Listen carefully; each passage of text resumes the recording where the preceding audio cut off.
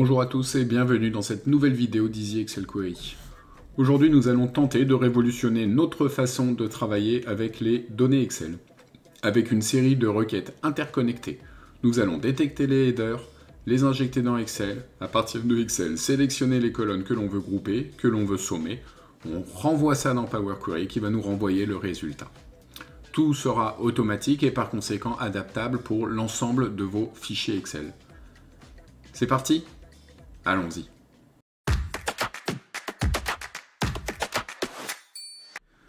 Ok, donc nous voilà dans un fichier Excel où ici j'ai toujours la fonction header, c'est la seule chose que j'ai conservée, celle que nous avons fait ensemble. Et là j'ai juste préparé juste l'adresse d'un fichier, je vais commencer par 2024, l'adresse d'un fichier sur lequel d'ailleurs nous avons travaillé hier pour faire les headers. Alors pourquoi est-ce que je fais ça? Parce que nous allons maintenant nous baser sur cette adresse de fichier pour aller récupérer un fichier. Ok? Donc je fais à partir de tableau d'une plage, je récupère du coup ce nom-là, je clique dans ma ligne 1, je clique droit et je fais drill down. J'ai maintenant l'adresse de mon fichier qui apparaît ici. Je vais maintenant cliquer droit sur la partie gauche des requêtes, nouvelle requête, fichier, classeur Excel. Et là, je vais aller... Alors, non, ce n'est pas ici, il me semble. C'est plutôt ici. Ça doit être ça. Et c'était celui-là. Pour qu'on ait la même chose. Donc, je prends 2024, je fais OK. OK. Et là, donc, on a vraiment le fichier sur lequel on a travaillé hier. C'est la même chose. Alors, je vais juste aller dans Source. Et là, qu'est-ce qu'on voit? Hop. Que l'adresse ici est rentrée en dur. Donc déjà, première chose, ce tableau, je vais le renommer et je vais mettre add underscore adresse plutôt fichier. Si je mets deux fois adresse, ça ne va pas le faire. Donc ça, c'est bon. Et ici, je retourne là et je vais remplacer tout ce qui est en rouge par l'adresse de mon fichier.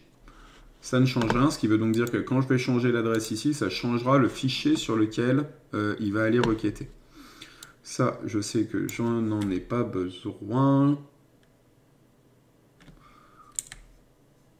Enfin, je crois pas, on va voir. Si, j'en ai besoin.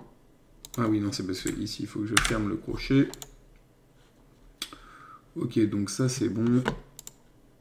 En fait, je vais juste retirer l'étape de navigation. Ici, je vais retirer ce qui est caché, donc je garde que hidden égale false. Donc, est-ce qu'elle est cachée? Non. Donc, je retire ce qui est caché. Ok, là maintenant, je veux quoi? Je veux ma colonne data. Et je veux table.combine, si j'arrive à l'écrire, table.combine. Hop. Et voilà. Donc là, j'ai ce que je veux. Donc là, ici, je vais l'appeler fichier, tout bêtement. Et je vais appliquer, donc comme hier, là, donc là, vous connaissez, je vais appliquer ma fonction headers sur ce fichier. Ok, donc là, j'ai mes headers. Super. Je vais maintenant dupliquer ça. Et je vais l'appeler liste de mes colonnes. Ok, et là ici je vais faire table.colonne names. Je récupère donc les noms de mes colonnes. Qu'est-ce que ça me donne? Ça me donne une liste de tous les noms de mes colonnes. Je vais maintenant charger.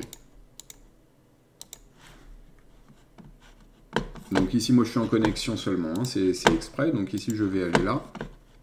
Et je vais prendre les listes de mes colonnes. Je vais mettre charger dans tableau. Et je le mets ici.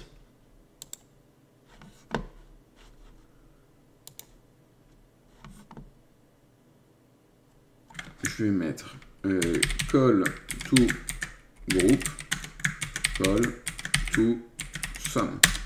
Ok. Je mets des petites croix. Je mets des petites croix. Jusque là ça va, on suit. Je reclique dans mon tableau, je fais données, je fais à partir d'un tableau et d'une plage, donc je recharge le tableau qui est ici. Ok. Ça, je vais déjà le dupliquer parce que ici, je récupère mes colonnes à grouper. Je vais supprimer les éléments vides. Donc, il me reste que ici la liste des colonnes que je veux grouper. Je mets mes crochets et je dis je veux liste col. J'ai donc une liste des colonnes à grouper. Ici, je vais l'appeler call to group. Je fais la même chose ici, sauf qu'ici, je vais aller dans call to sum, supprimer les éléments vides. Je veux list call. Et là, ici, je vais l'appeler call to sum. Dans call to sum, je dois juste un petit peu le transformer. Hop, je agrandis. Parce qu'il faut que je... Pour l'instant, ici, j'ai juste une liste. Alors, je vais vous montrer d'abord, remarque. Je vais aller dans Fichier, mais j'ai déjà fait une vidéo dessus, mais c'est pas plus mal de faire de temps en temps des petits rappels. J'appuie sur le bouton FX. Table. Point. Ah oui, non, il faut que je le fasse avec l'interface, autrement, je ne vais pas vous montrer grand-chose. Donc, je clique sur l'ID client, je fais transformer, regrouper par. Il me dit ID client. Et si je vais mettre une somme, par exemple, et je fais ça. Donc, qu'est-ce qu'on voit? On voit que ici, j'ai une liste à grouper qui va être ma call to sum. Donc là, je peux déjà mettre call to group, pardon. Call to group. Et là, ça y est, ça fonctionne. Et ensuite, pour ce qui est de la somme, on voit que c'est une liste de listes avec composé d'abord le nom de ma colonne et ensuite une fonction qui est liste somme. Donc ici, j'ai bien le nom de ma colonne. Il me manque une deuxième partie qui est la fonction que je veux appliquer.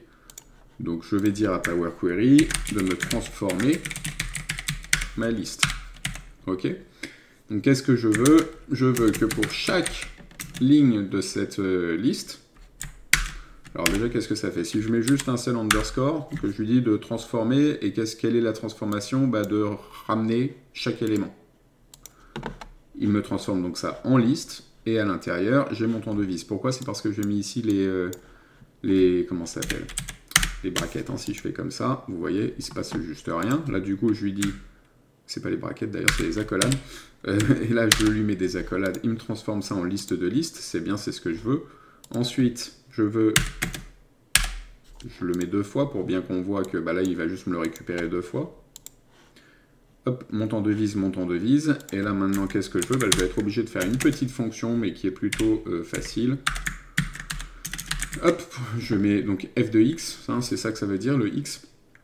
Et là, je veux table.colonne. Donc, table.colonne, ça permet de transformer une colonne en liste.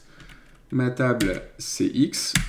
La liste de mes éléments, c'est chaque élément de ma liste. Et là-dessus, je veux qu'il me fasse list.sum. Qu'il me fasse la somme de chaque élément de ma liste. Encore une parenthèse. Oui, je pense que je suis pas trop mauvais. Ah, si, je suis trop mauvais. Alors, qu'est-ce que j'ai oublié?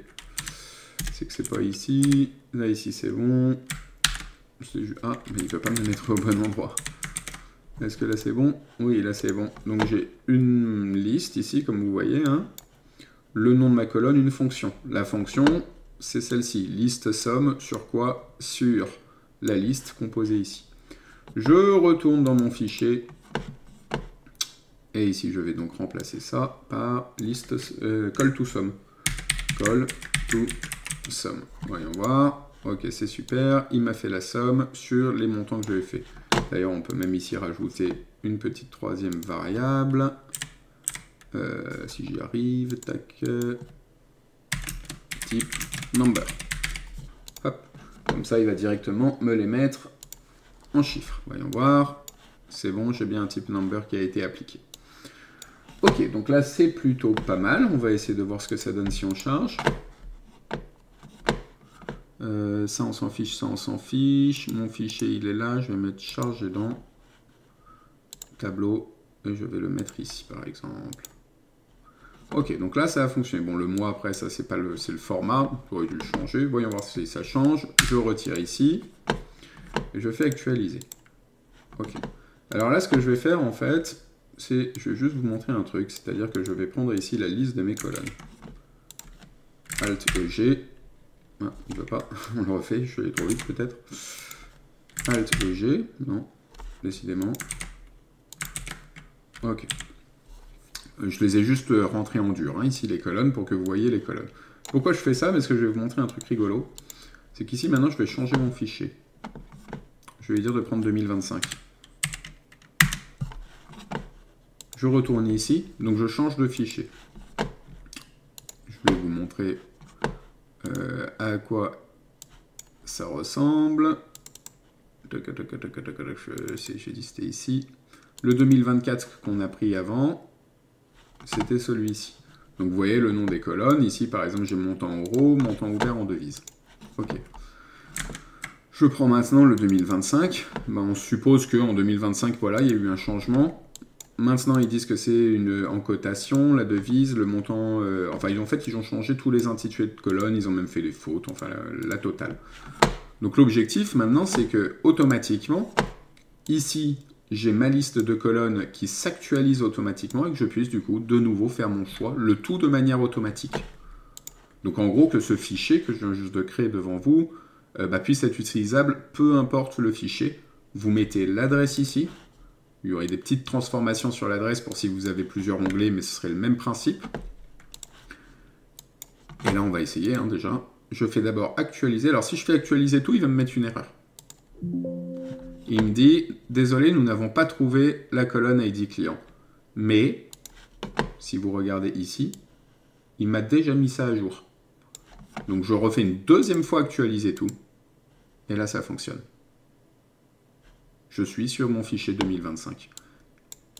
Et maintenant, je peux donc par conséquent faire ce que je veux. On retourne sur le 2024. Je retourne ici. Je fais 2024. Et vous avez vu que la structure est différente. Et que donc du coup, on a appliqué également notre fonction qui détecte les headers automatiquement. Actualiser tout, il va me faire bugger. Ah non, là en plus, il m'a même pas fait bugger d'ailleurs. Alors je ne sais pas pourquoi est-ce qu'il n'a pas bugué. Donc un coup il bug pas. Je pense que c'est une histoire de nom de colonne, je n'ai pas regardé. Je remets 2025. Tiens, mettons 2023. Je crois que j'ai un fichier qui s'appelle 2023. On va voir si ça fonctionne. On n'a pas trouvé la colonne ID. Hop, donc la colonne ID, client ID a disparu ici. Et ben c'est pas grave, je refais actualiser tout. Et voilà, ça fonctionne. Vous voyez, cette colonne n'y est plus.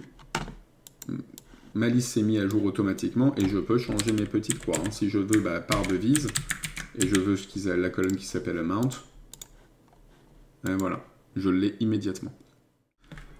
J'espère que cette vidéo vous a plu. Si c'est le cas, n'hésitez pas à liker, n'hésitez pas à commenter, n'hésitez pas à me faire des remarques. Merci d'ailleurs à tous ceux qui ont participé sur le commentaire, notamment du code. Merci Pascal, merci, alors je me souviens plus, je crois que c'est JFL, Jean-François, je suppose.